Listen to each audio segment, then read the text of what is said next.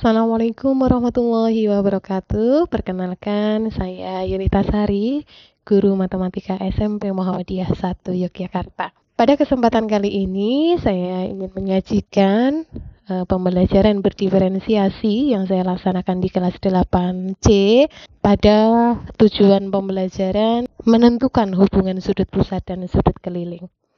Selain itu, juga kami sajikan terkait dengan desiminasi, berbagi praktek baik tentang pembelajaran diferensiasi yang sudah laksanakan.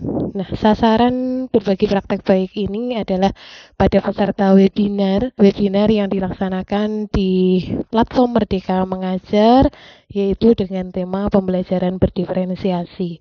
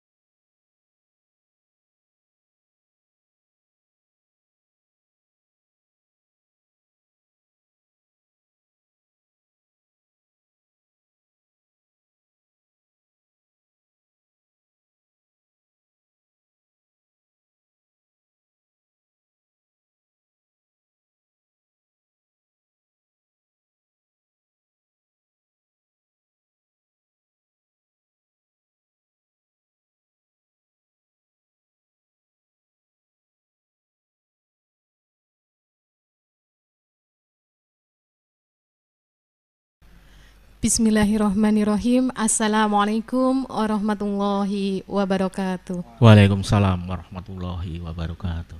Sebelum kita masuk ke materi, mungkin dari Bapak Ibu yang bergabung di virtual, ini ada beberapa pertanyaan, bisa dituliskan di kolom chat atau raise hand, terkait ketika kita di sekolah memiliki murid dengan keberagaman, baik karakteristik lingkungan tempat tinggal atau keragaman budaya atau kemudian sangat beragam terkait dengan profil belajarnya, minatnya, potensinya pun beragam. Kita kira-kira konsekuensi yang nantinya untuk bisa mengatasi keberagaman murid itu apa saja? Mungkin dari teman-teman semua bisa raise hand atau menuliskan di kolom chat. Bagaimana memberikan pelayanan yang sesuai dengan generasi alpha. Kemudian kodrat alam yang berkaitan dengan lingkungan di mana anak itu berada, itu juga harus kita perhatikan. Saat ini ia sedang mengajarkan materi tentang perkalian. Saat diberikan tugas, Bu Rejana melihat ada 3 murid yang selesai lebih dahulu. Kemudian Bu Rejana berpikir, ini anak ini kalau udah selesai lebih dulu, pasti akan mengganggu temannya. Pada akhirnya Bu Rejana mengambil kebijakan, saya kasih soal lagi saja, yang lain 15 soal, sedangkan untuk 3 murid yang selesai mengerjakan tugas lebih cepat, diberikan 25 soal perkalian. Ini yang saya gambarkan terkait dengan miskonsepsi tentang pembelajaran berdiferensiasi, karena pembelajaran berdiferensiasi itu memberikan keleluasaan pada murid untuk meningkatkan potensi dirinya sesuai dengan kesiapan belajar, minat, dan profil belajar murid tersebut. Jadi setelah Bapak Ibu Guru atau kita sebagai pendidik dihadapkan dengan keberagaman murid, itu kita mengambil keputusan yang masuk akal. Di sebuah sekolah, keberagaman peserta didik ataupun murid itu sangat bervariasi, sangat beragam. Mulai dari kesiapan belajar itu adalah terkait dengan sejauh mana kemampuan pengetahuan dan keterampilan peserta didik dalam mencapai tujuan pembelajaran. Elemen yang berdiferensiasi itu terbagi di kontennya, jadi materi apa yang akan diajarkan oleh guru, yang akan dipelajari oleh peserta didik di kelas. Apakah pembelajaran berdiferensiasi itu harus dilakukan setiap tatap muka?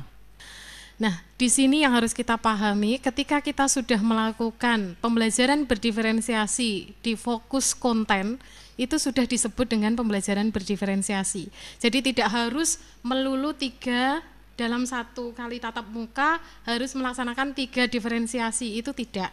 Jadi ketika kita menggunakan asesmen, misalnya di pelajaran matematika 1 minggu ada 5 JP. Di pertemuan pertama yaitu 3 JP. Di sana saya menyajikan materi karena anak sudah terkelompok baik memenuhi materi prasyarat, kemudian anak berminat ketika disajikan materi itu tidak hanya dalam buku teks tetapi dalam infografis maupun dalam video. Nah, di pertemuan pertama saya melakukan diferensiasi konten, yaitu terkait dengan materi yang beragam.